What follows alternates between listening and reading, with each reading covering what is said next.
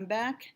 I'm going to show you the final stage here. Let me show you how easy this is. Just follow along and you're going to be amazed at how quickly you're going to be able to make your design. So every letter, again, is going to be in front of or behind. It's overlapping at least twice. That's a must. So just double check that before you do this. Now what I'm going to do is I'm going to click on my first layer, hold down the shift key, click on my last layer. Okay, see how they're all selected? And I'm going to drag them down to make a new layer. And if you did that correctly, what you should end up with, you can make this go longer if you need to see all your layers, is you should have a copy of all the layers here in the order you have them. See that? So now I'm going to click on the very top layer, which in this case is my R, and watch this. Watch the magic happen. I love this part. I'm going to go to the eraser tool.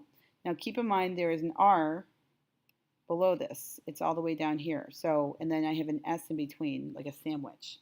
So if I come in with my eraser, and let's say that I want the R to look like it's weaving. So I'm going to say that right here, I'd like it to be in front of the S, and then down here, I'd like it to be behind the S. So I'm going to come in and start erasing. See that? Look at that. It's like magic. The R right there. Remember you can use the bracket key. So if you go to the letter P on your keyboard, you can make your eraser bigger or smaller. You can also zoom in. So if you need to do specific work, hold down the space bar to move around. You can see all your detail. So now it looks like this S is literally coming through. That's pretty cool. Now if I want to come over here and erase part of the L, I have to find that layer. So I'm going to go to L copy. See, now don't accidentally erase the wrong layer. And I have to decide, do I want this part of the L to be in front of or behind? Kind of like the idea of the L being behind over here. So I'm going to leave it in front over here and kind of just doing every other thing. So there we go. There's my L. And then I have to decide up here, do I want it to be in front of or behind? So I think I'll leave it in front over here, but I think I'd like to see this part over here. So just to be on the safe side, I'm going to zoom in a little bit, make my bracket key a little bit smaller because I don't want to erase the wrong part of the L. And see that?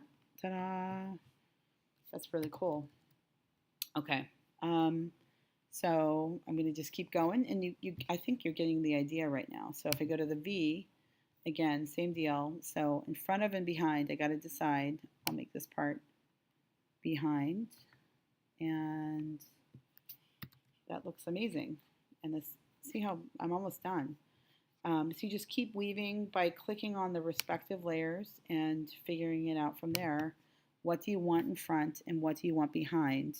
What makes more sense? Like this part of the E I think is important to see. So I'll make, oopsie. So I'll make this part over here be behind. You just have to make sure you're working on the correct layer when you do this, but it's pretty easy to do a pretty quick weaving of this, and I think it looks amazing.